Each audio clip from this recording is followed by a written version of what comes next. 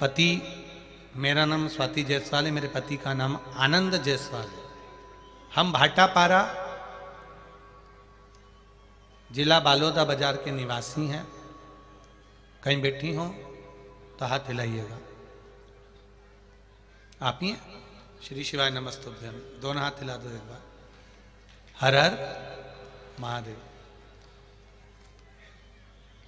मेरा नाम स्वाति जायसवाल है, पति आनंद जायसवाल। हम भाटापारा जिला बालोदा बाजार के निवासी हैं। गुरुदेव जी, अपने बाबा के गुणों का क्या बखान करूं गुरुदेव। आप हमेशा नवयुवक बच्चों को एक बेलपत्र में शहद लगाकर उसे महादेव को चिपकाकर एग्जाम देने का कहते हो,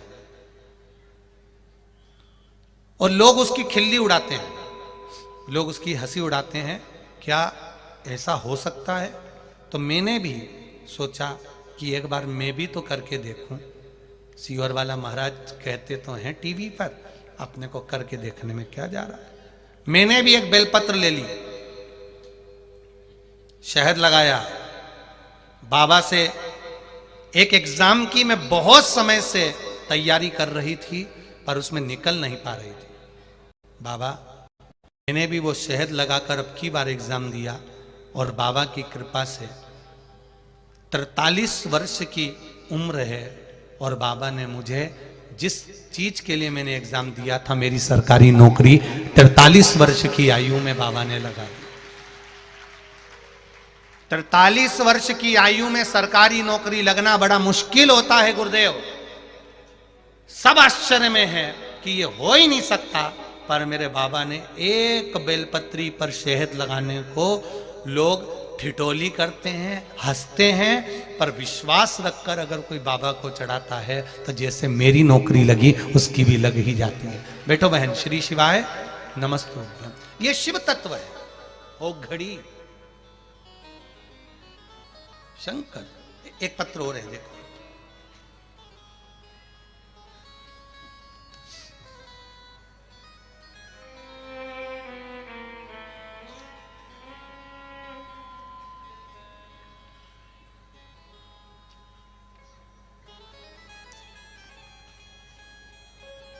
मेरा नाम चित्ररेखा यादव है।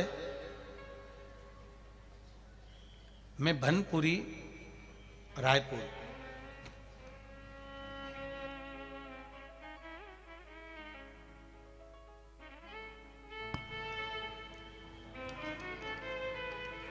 भनपुरी, रायपुर, छत्तीसगढ़ से आई हूं। कहीं बैठी हो तो हाथ हिलाइएगा। कहीं पर बैठी हो। चित्रलेखा यादव। दिख गई क्या? कहाँ बैठे? अच्छा, इस साइड है क्या? हाँ, दोनों हाथ हिला देना बेटी। मेरा नाम चित्रलेखा यादव है। मैं भनपुरी, रायपुर, छत्तीसगढ़ से आई हूँ।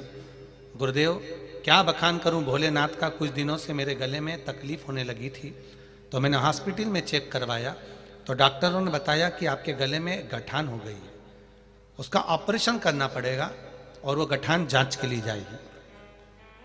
मैंने दूसरे हॉस्पिटल में चेक करवाया तो उन्होंने भी मुझे गठान बता दी। मैंने डॉक्टर साहब से कहा मुझे 15 दिन का समय दीजिए, 15 दिन की आप दवाई मुझे दे दीजिए। डॉक्टर ने 15 दिन की दवाई दे दी। एक हॉस्पिटल में नहीं गुरुदेव, 4 हॉस्पिटल में चेक करवाया। 15 दिन की मुझे दवाई दी गई। मैंने वो दवाई ले ली उनसे। मैंने कहा ऑपरेशन मैं बाद में कराऊंगी, और दवाई लेकर मैं घर आ गई। वो दवाई मैंने भोलेनाथ जी को चढ़ाकर कुंदकेश्वर महादेव के नाम से खाना चालू करा। शिव जी के मंदिर नहीं जाती थी, शिव के मंदिर जाना चालू करा। आप कहते हो गुरुजी दुख आता है तब मंदिर याद आता है, पर बाबा हमको जब बुलाता है तभी तो हम जा पाते हैं। शिव के मंदिर जाना चालू करा, बेलपत्र चढ़ाई, जल चढ़ाया, जल वहीं पर पी लेती थी, बेलपत्र लेकर घर पर आ जाती थी और उसको औषधि समझकर खाती थी।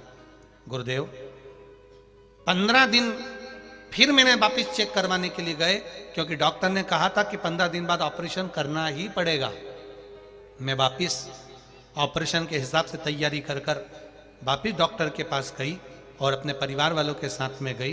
डॉक्टर ने जब जांच करना प्रारंभ करा तो सारी रिपोर्ट नॉर्मल आई, गठान गायब हो चुकी थी, गठान नहीं थी। शिव कृपा इसको कहते। बेटो बहन, श्री शिवाय नमस्तुभ्यम। शिव तत्व इसको कहते हैं, भगवान शंकर का गुणगान इसको कहते हैं।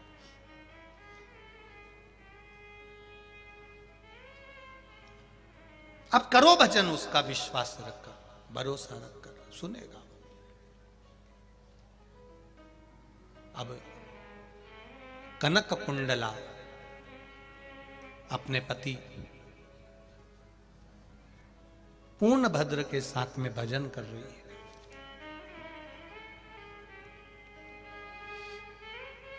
हम तो आप लोगों से एक बात बहुत अच्छे से कहना चाहेंगे,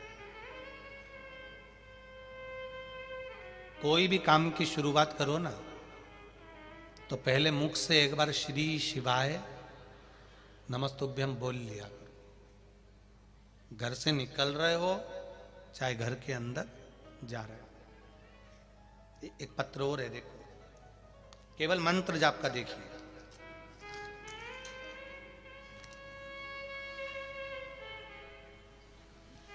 पहले फोटो देख लो। जब डॉक्टर साहब ठीक थे उस समय का है, और जब उनका एक्सीडेंट हुआ और कोमा में चले गए, वेंटिलेटर पर पड़े रहे, उस समय का है। आप दो फोटो हैं उन्हें लगाए हैं, एक जब ठीक थे उस समय का, एक जब वेंटिलेटर पर कोमा में पड़े हुए हैं उस समय का, जो शरीर काम नहीं कर रहा। दो फोटो लगाए गए।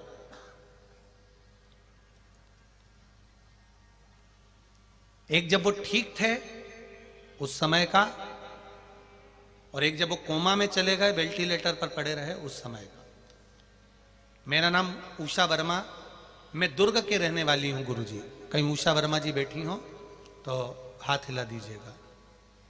उषा वर्मा, दोनों हाथ हिला देगा। श्री शिवाय नमस्ते। मेरा नाम उषा वर्मा, मैं दुर्ग की रहने वाली हूं। मेरे भोलेनाथ ने मेरे शंभू की महिमा का क्या बखान करूं। मेरे भाई डॉक्टर लेखराज वर्मा का सड़क दुर्घटना में एक्सीडेंट हो गया। एक्सीडेंट कार ने मेरे भाई को ऐसा पटका कि कोमा में ले जाकर डाल दिया। 17 दिन मेरा भाई कोमा में पड़ा रहा, न शरीर हिलता था, न काम करता था, वेंटिलेटर पर पड़ा हुआ था। तब उस समय पर आपकी कथा का स्मरण भी नहीं हुआ था हमको, हम कथा नहीं सुनते थे उस समय। तब किसी ने कथा के बारे में बताया और पशुपति व्रत के बारे में कोई देखने आया तो उसने बताया। तब मेरे भाई की पत्नी ने पशुपति व्रत करना प्रारंभ किया। गुरुदेव, डॉक्टर तो बोले थे कि कोई गारंटी नहीं है, कोमा से ये उठेगा, जीवित उठेगा, इसकी कोई गारंटी नहीं है। पर वेंटिलेटर पे से, कोमा पे से मेरी भाभी ने पहला पशुपति व्रत करा। और पहला व्रत सोमवार का दिन था, जिस दिन कर भाभी जल लेकर और बेलपत्र लेकर आई और हॉस्पिटल में दे दिया। जल उसके मुख पर डॉक्टर से पूछकर लगा दिया, और बाबा की कृपा से उसी दिन से मेरे भाई को थोड़ी चेतना आना प्रारंभ हो गई और मेरा भाई शरीर हिलाने लगा। तब धीरे धीरे मेरा भाई ठीक होना प्रारंभ हो गया और आज मेरा भाई पूर्ण तरह से ठीक है। अब आराम है। श्री शिवाय नमस्तुभ्यम। बैठिए। हर हर महादेव। 2 फोटो लगाए गए हैं, एक ठीक थे तब और एक वेंटिलेटर पर पड़े हैं कोमा में तब। शिव तत्व है, शंकर ओ घड़ी।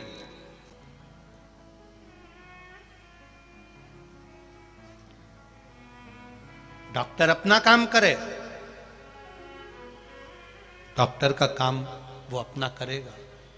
ऐसा नहीं कि डॉक्टर के पास नहीं जाना, डॉक्टर के पास तो जाना पड़ेगा, क्योंकि दवा के साथ में दुआ की जरूरत पड़ती है। दवा के साथ थोड़ी ना थोड़ी दुआ चाहिए, भगवान का भजन चाहिए। इस व्यासपीठ ने कभी यह नहीं कहा कि आप डॉक्टर को मत दिखाओ, दिखाओ, डॉक्टर की जांच भी कराओ, दवाइयां भी ले, पर वो दवाई लेकर भगवान से कहकर उसको औषधि के रूप में खाना प्रारंभ करो।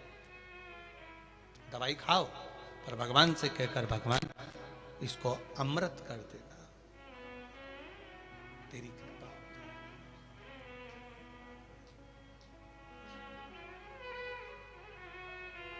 बस दिल से उसको जैसे वो कहे ना, भक्तों के घर भी सांवरे आते रहा करो, दर्शन के नैन बावरे दर्शन दिया करो।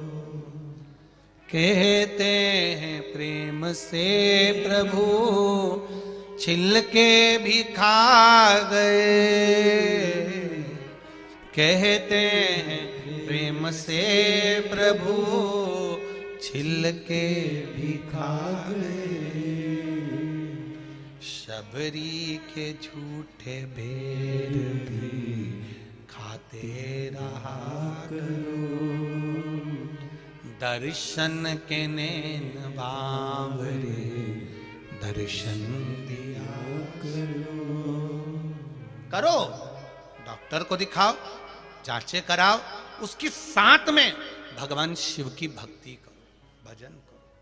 कनक कुंडला ने अपने पति से कहा, संतान का सुख नहीं, 16 वर्ष निकल गए हैं, पूजन भजन कीर्तन चालू करा, शिव की स्तुति करना प्रारंभ करी। एकांतेश्वर महादेव जो एकांत में बैठा हुआ है वो एकांतेश्वर कहलाता है,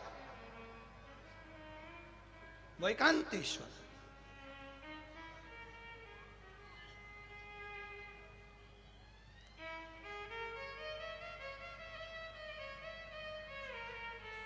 कुबेरेश्वर धाम सीहोर से 10 किलोमीटर दूरी पर है, एकांत। अब तो वहां पर बहुत सारे लोगों ने चाय की दुकान, कहीं काय की दुकान, कहीं काय की दुकान लगा ली है, नहीं तो वहां कुछ नहीं था, एकदम बाबा और बाबा के साथी। आज भी मां बाबा के साथी बहुत है, आज भी हैं, बाबा के साथी में घूमते रहते हैं, भूमि उनकी है, कंकर शंकर है, भ्रमण करते ही रहते। अब एकांत वहां पर वृंदावन जाओगे तो वहां बहुत सारे मंदिरों का दर्शन हो जाएगा। बोलो रीजी जी सही है गलत है? काशी जाओगे तो वहां बहुत सारे मंदिरों का दर्शन हो जाएगा, हरिद्वार, प्रयागराज, उज्जैन, ओमकारेश्वर, बहुत सारे मंदिरों का दर्शन हो जाएगा। पर कुबेरेश्वर धाम जहां आओगे वहां केवल तुम्हें बहुत सारे मंदिरों के लिए नहीं आना पड़ेगा, वहां केवल एक कुबेरेश्वर बाबा के लिए, अकेले के लिए तुम चिन्हित कर कर आ रहे हो कि मुझे उनसे मिलने जाना है। जब एक व्यक्ति पर्सनल से मिलने जाते हो तो फिर वो भी सम्मान देता है, वो भी मान देता है, वो भी मान दे रहा है, वो भी सम्मान दे रहा है। हम केवल उससे मिलने जा रहे हैं, हम केवल उसकी शरणागति में जा रहे हैं। अब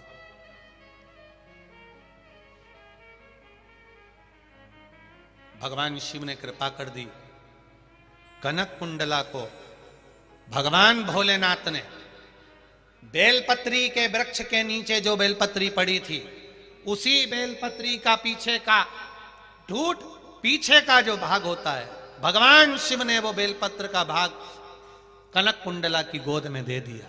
कनक कुंडला ने उस भाग को मुख में रख लिया। मुख में रखते ही कनक कुंडला आनंद के साथ गर्भवती हो गई, जिसके गर्भ से एक बेटे ने जन्म लिया जिसका नाम हरिकेश हुआ। एक बेटे ने जन्म लिया जिसका नाम हरिकेश। हरिकेश नाम पड़ गया।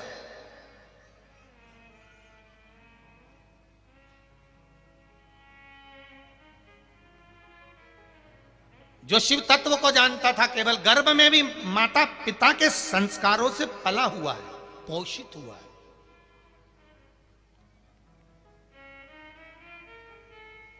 ये गर्भ का जो ज्ञान होता है ना, बड़ा विचित्र ज्ञान है साहब, होना चाहिए, बहुत जरूरी है गर्भ का ज्ञान बच्चों में, नहीं तो आज के जमाने के बच्चे बहुत विचित्र। एक छोटा सा बच्चा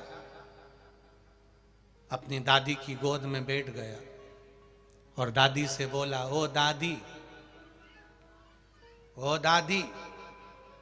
दादी, ओ दादी। दादी बोली क्या है? एक बार तू टे बोल ना, टे। दादी बोली ये टे क्या होता है? नहीं, बस तू ऐसा बोल दे टे, बस तू ऐसा बोल दे। दादी बोली मैं नहीं बोलूंगी टे, पहले बता कि तू मुझसे टे क्यों बुलवा रहा है। दादी प्लीज तू एक बार टे तो बोल, बस ऐसा बोल दे टे। दादी बोली नहीं बोलूंगी, मैं नहीं बोलूंगी, पहले बता मुझसे टे क्यों बुलवा रहा है। दादी तू पहले टे बोल। दादी बोले नहीं बोलूंगी। दादी ने 5 रुपए निकाल के छोरा के हाथ में दिए और पूछा कि बता तू मुझसे टे क्यों बुलवा रहा है। दादी रात को मम्मी पापा पलंग पे बैठ के बात कर रहे थे, जब बुढ़िया टे बोल जाएगी तो सारी जायदाद अपनी हो जाएगी, सारी जायदाद। तुम देखना रे कोकड़ी वालों, टे मत बोलना, बोलना ही मत ही तुम तो किसी हालत में नहीं बोलना। कोई कितना ही बुलाए तो नहीं बोलना। अब बच्चों के मन में तो पाप रहता ही नहीं, बच्चे तो बच्चे अलमस्त होते, वो तो उनके मन में पाप का कोई काम नहीं होता।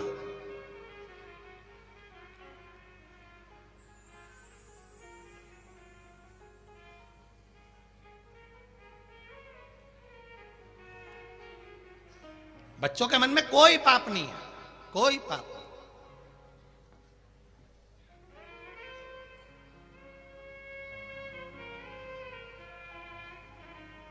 अब हरिकेश शिव जी की भक्ति में रमा हुआ, भगवान शंकर का गुणगान करता हुआ बड़ा हो गया। 4 वर्ष की आयु हो गई। भगवान के मंदिर का आनंद करता, सारी जगह जगह की मिट्टी उठा लाता, धूल उठा लाता, उसको पानी में घोल के उसका शिवलिंग बना लेता। आपके भी घर के छोटे छोटे बच्चे कभी कभी ऐसा करते हैं। फिर उनको मां चिल्लाती है, दादी चिल्लाती है, हाथ फट जाएंगे, क्यों मिट्टी में कर रहा है, पूरा घर बेकार करके रख दिया।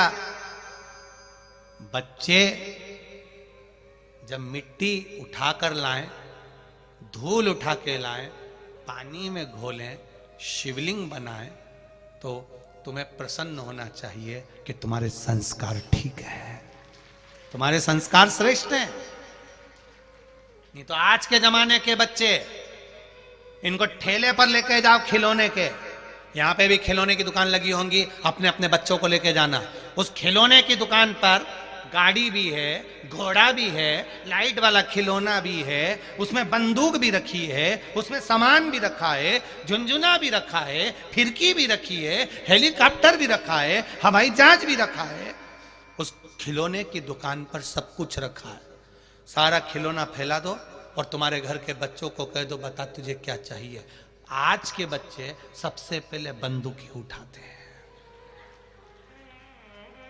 खिलौना नहीं उठाएंगे। वो फिरकी नहीं चाहिए उनको, झुंझुना नहीं चाहिए उनको, वो बंदूक उठाएंगे। क्यों? क्योंकि गर्भ में था तब मां ने जितने सीरियल देखे, जितने नाटक देखे, जितनी फिल्म देखी, उसमें वो बंदूक की बंदूक दिखाई गई है। तो बच्चों को भी वही पसंद आती है। छोटे से छोटे बच्चों को भी बंदूक दिखा दो, होली के समय की पिचकारी लेने जाओ और ऐसी कहीं की भाटा की पिचकारी ले आओ, कोई पिचकारी ले, बच्चे लेंगे नहीं। बच्चों को बंदूक वाली पिचकारी चाहिए, बंदूक वाली।